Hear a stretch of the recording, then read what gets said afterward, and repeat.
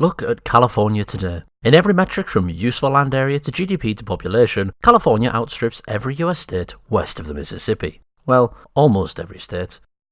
The only state that is even close to competing is Texas. Both of these states found themselves on the Mexican side of the border following the nation's independence from Spain. But borders at this time were not as concrete and changed more often than today for a variety of factors. At the first foray into the Wild West, there were no overarching authorities of nationhood. What determined your borders was the ability to enforce a claim. Mostly modest claims were made, lest you stretch yourself too thinly or come into dispute with a stronger northern neighbour.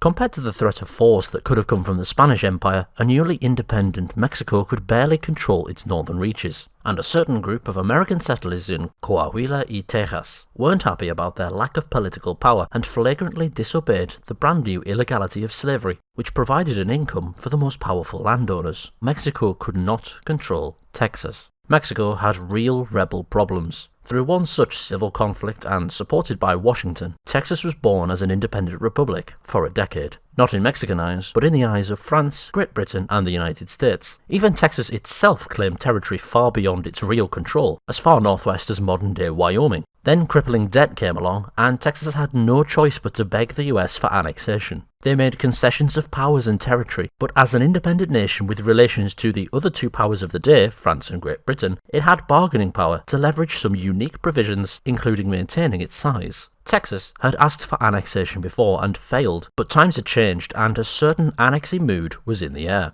The admission of Texas into the United States sent Mexico crazy. It had to enforce its claim. Luckily, the United States was also itching for a fight. Thus the outbreak of another war over the enforcement of their borders.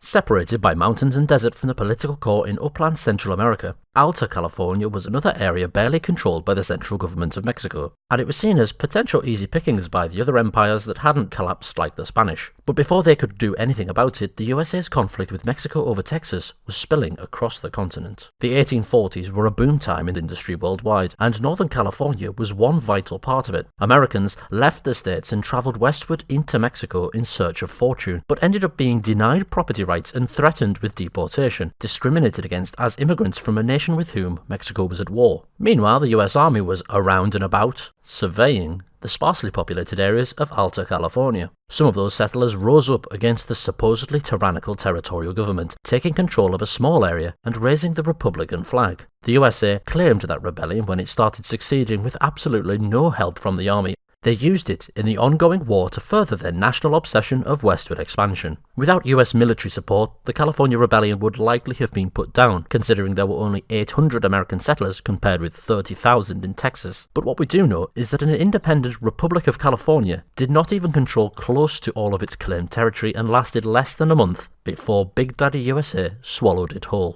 Now it was time to apply for statehood for maximum representation and rights in the USA. Every state since the US's conquering the Appalachians had been created with a framework of equality among states. Every free state had a slave state. Every Alabama had its Mississippi. But that system broke with the admission of Texas and California. The South wanted to extend slavery to the Pacific, but there were other plans on the table. For that to happen, the great expanse of land of Alta California had to be divided. But the southern part of this territory didn't have much use for plantations and slaves, being a desert and all, so any discussion about extending slavery to the west coast was snuffed out. The gold rush had also meant a huge influx of migrants from overseas and the economically empowered northern free states, where slavery had already been abolished. It made California heavily populated and rich and powerful, and the people here did not want slavery. There was to be no compromise on borders or powers. The federal government knew fully well that a foreign power would support a California rebellion, had the Californians not got their way. So without the threat of their own military, California leveraged a favourable deal. California was to be admitted wealthy and huge. And as they say, the rich only get richer.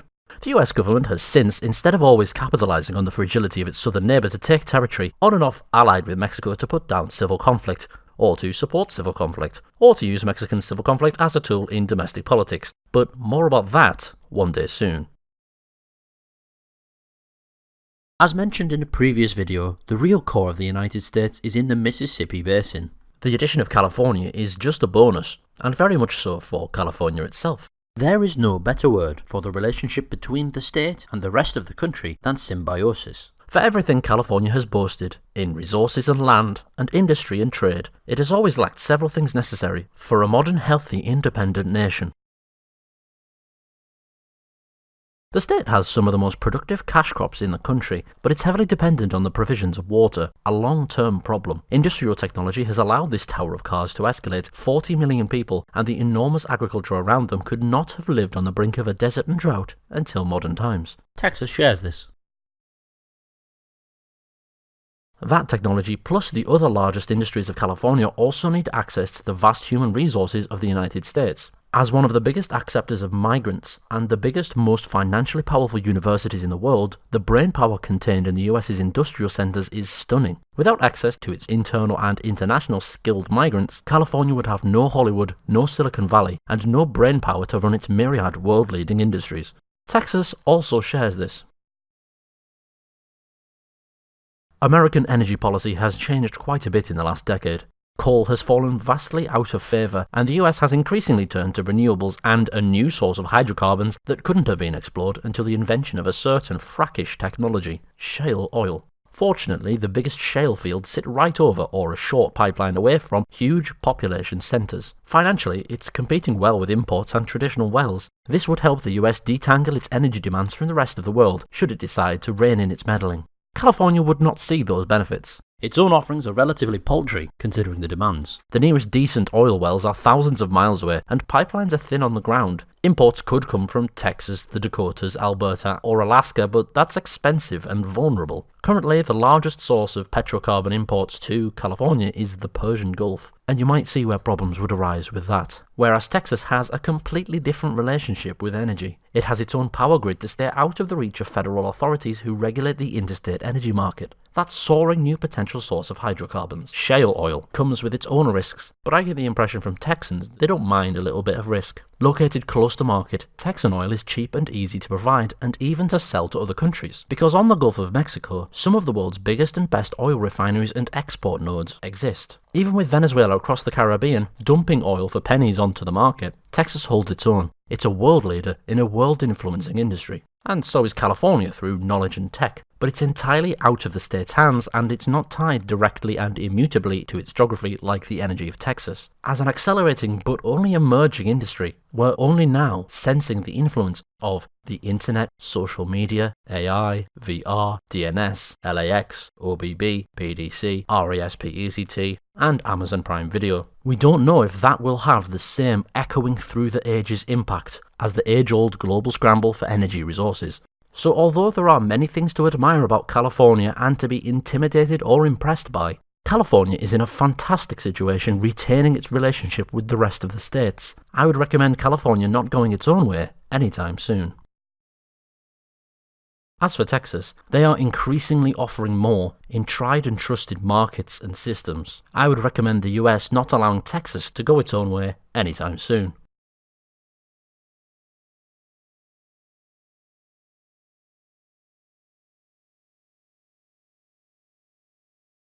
This video was made possible by brokenballs.org, a Poland ball charity close to my heart. We see all too often the injuries of maimed countries around these days. If you can spare a penny, a dollar, or a zloty, please visit brokenballs.org and donate. Links in the description. Together we can fix what is broken, because what is broken is balls. Thanks for watching.